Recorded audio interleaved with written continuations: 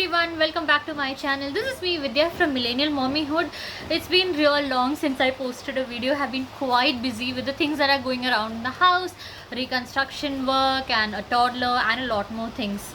So finally I'm here, and I'm here with a very useful video to you all. And this video is going to be super useful if you are homeschooling, but if in case you're not homeschooling and if you are not a mom of a toddler but a mom of an preschooler, or maybe a mom of a child who's going to even high school or whatever it is, this video is going to be very helpful to you, because this is something which have worked like crazy for me, and this is something which I always tell the parents of my students and also my grown-up students, that this is how you should maintain things, and this is how you can plan out everything very easily. So keep watching this video towards the end, and I am a little one over here.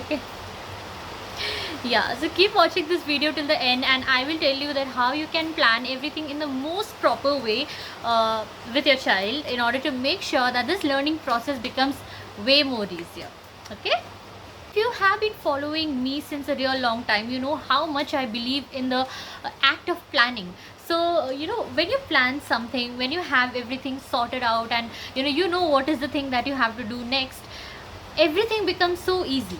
The whole process of planning may take hardly like 10 to 15 minutes, but this whole planning can bring down your day's work to a huge extent. Now when I'm talking about planning, if you have seen my earlier videos, I've told you that how you can plan a week, how you can plan different subjects for a particular day prior to that week, so that you can have a smooth learning process towards the week and throughout the week. Okay, so so now I will tell you that what is this super cool method that I'm going to follow, and you guys can also follow, and trust me, this is going to work out a lot. So when I'm talking about planning, let us consider about the different phases. If your child is an infant, or if your child is a toddler or a preschooler, is what I'm going to primarily talk about. So if your child is a toddler, you can basically work on the 7 developmental domains as the main category for planning your content, planning your homeschooling content. If your child is a toddler or a preschooler, you can go to a little bit more diversified things, wherein you can include the name of the content like animals and alphabets, phonics and numbers, counting or multiplication, addition, and so many other things. So depending on the age, that categorization things can change. If a child is somebody who's not being homeschooled, is going to school, this will also help these kind of students and parents, because you can easily write down that okay, this is the time when I'm going to do reading with him, this is the time when I'm going to do writing with him, and then phonics practice, numbers practice, skip counting, and so on. So all you need for this process is to have a small chart paper. I'm going to leave the link of the chart that I have created. If you want, you can take a printout. What I have done is I've taken a printout, I've laminated it, and I've stuck it to the our cupboard, and I write it over there. And since it is laminated, it is reusable, which means I can just rub and write over it again the next day, the next week. So this is something which actually helps. So what you can do is you can have the different days set up. So for example, we take a leave on Saturday and Sunday. We usually don't plan anything, and we just go and enjoy. Every day is again divided into different categories. Now there are certain things which are fixed over there. For example, number practice or phonics or alphabet practice is something which we do throughout. So that is kind of fixed. And the other days I write the things which I need to do for that particular week. And also there is a certain different column which is known as electives. So electives is like the elective which we used to opt for when we were in college and or school, and it was a kind of special studies for us.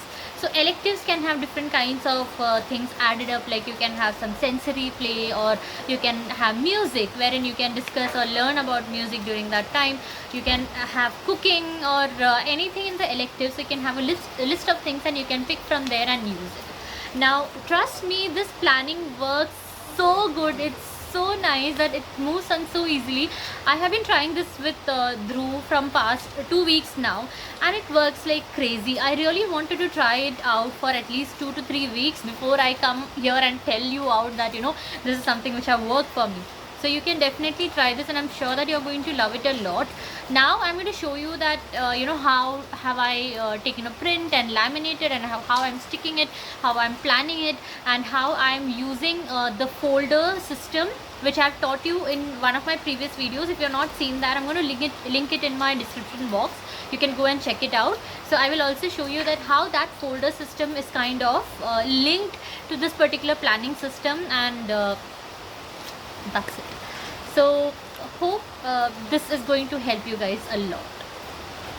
So this is the printout that I have taken, and I have kind of laminated it so that I can use it n number of times. And I'm going to use any dry erase pen or a temporary marker or something or to write on these, and I'll show you that how I can plan for the whole week. So this is an example of a planner that I have done for this week. Some of the days we have already done with. So I'll just show you how it is done. This is something that I have planned for this ongoing week, and I'll show you that how it is done. So over here, this is like, over here you can see these are the days Monday to Friday. As I told you, Saturday and Sunday we don't do anything like planned kind of stuff. So these are mains and these are elective, and elective I have certain categories over here on which I work, like kitchen skills, then painting, nature, sensory table, then gross and fine motor skills. You can add according to your wish, whatever you want to do. Okay, if your child is little big, you can add like embroidery or sewing or any other kind of stuffs. If child is little small, you can add just basic things. Now over here, mains are something which which are the basic things and we need to follow every day, and alphabets and numbers are something which we follow daily.